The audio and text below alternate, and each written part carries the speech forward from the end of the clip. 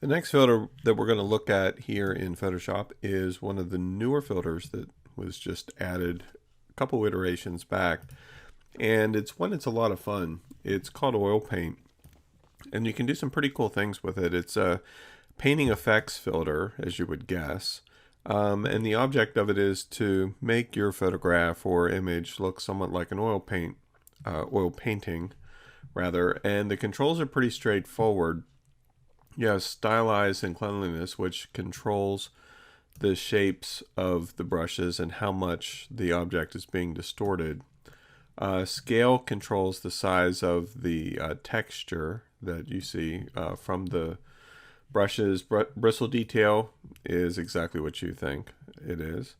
It controls the detail for the brush itself, and then the lighting actually controls the dimensionality of the canvas. So you can see the angular direction is currently 300 degrees, and then shine controls how pronounced that texture is.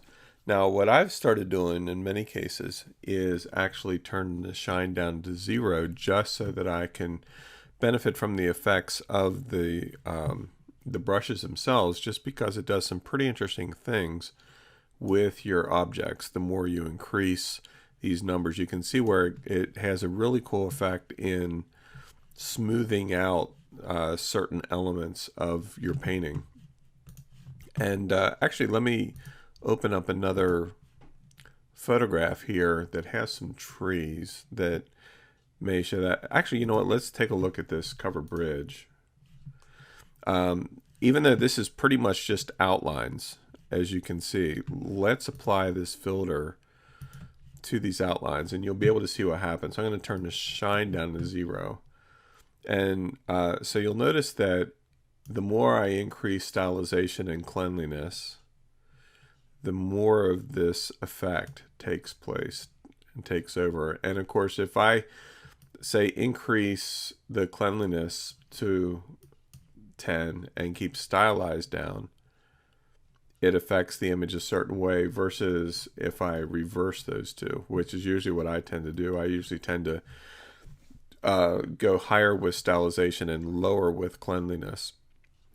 But you can see how it actually creates a pretty cool effect. Now, one thing that I'll point out, let me apply this. One thing that I'll point out that this actually does is, in order for it to have that texture, if you use the shine to add texture, the white area actually isn't pure white. As a matter of fact, if we come up to window and activate info, you can see if I mouse over the white area, if you look at the CMYK on the right, you'll notice that it's 5% cyan, 3% magenta, and yellow. And so there's just a slight tint to the white. And in most cases, that's probably fine for you. But there is a workaround that you can use to get rid of that if you would like to. And by the way, let's just look at a quick before and after. So that's what our image looked like before and after. So you can see where it does some pretty cool things with lines and trees and those kinds of things. But let me show you a quick workaround. Actually, let's apply the filter to reset that white back to 100% white. You can do a very simple trick using levels. So we want to hit Control or Command L to bring up levels. And you'll notice when we looked at levels before, we had the eyedroppers over here, right?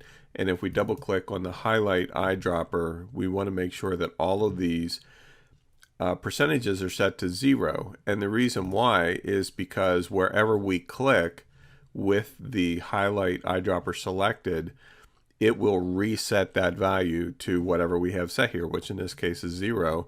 And that's what we want. So if I click the white area here, it'll reset it from that tint that was added by oil paint to 100% white. And watch. Notice how it just brightened it up a little bit.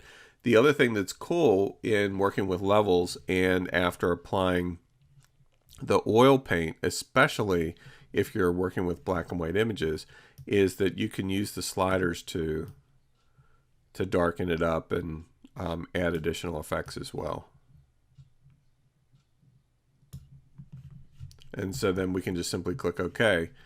And so now if I bring up the info panel again, you'll notice that the white area where my cursor is all zeros. So it's 100% white, just like it's supposed to be. So I really encourage you to experiment with the oil paint filter. You can do some really cool things with it to take your photographs, whether you're using them for a design that you're creating for t-shirts or book covers or whatever, or just for your own personal satisfaction for framed art or whatever. You can do some pretty cool things with your photographs to just add an extra level of artistic quality to them that otherwise you may not be able to achieve.